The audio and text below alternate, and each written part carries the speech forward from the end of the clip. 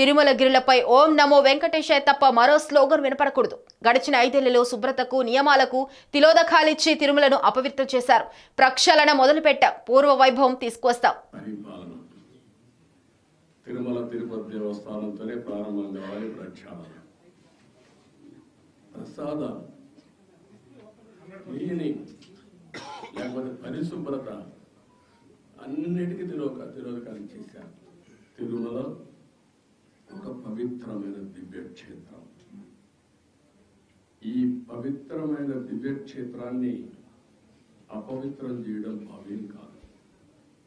తెల్లవారుజామున 3 గంటలకు సుప్రభాత దర్శనానికి వస్తే వైకుంఠం అంటే మనకు తెలియదు. పుస్తకాలను చదువుతాం, వైకుంఠానికి పోవాలని కోరుకుంటాం చనిపోయిన తర్వాత. ఆ సమయంలో ఇక్కడికి వచ్చి వెంకటేశ్వర స్వామి దర్శనం చేసుకుంటే వైకుంఠంలో ఉన్న అనుభూతి మీకు కలుగుతుంది. నేను ఎన్నోసార్లు ఫీల్ అయ్యా, ఇప్పుడు కూడా ఫీల్ అవుతున్నా. అందుకే నేను ఇక్కడికి వచ్చినప్పుడు అన్ని విషయాలు మర్చిపోయి ఒక పవిత్రమైన భావంతో పోవాలి. ఒకే స్లోగన్ ఉండాలి.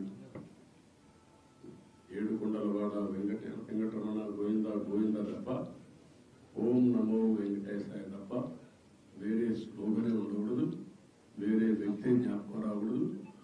ఆ పేరుతోనే మొత్తం ప్రక్షాళన చేస్తాం. మళ్ళీ భారతదేశం కాకుండా ప్రపంచం మొత్తం అభినందించే విధంగా ఈ టీజీని తీర్చిదిద్దామని తెలియజేసుకుంటూ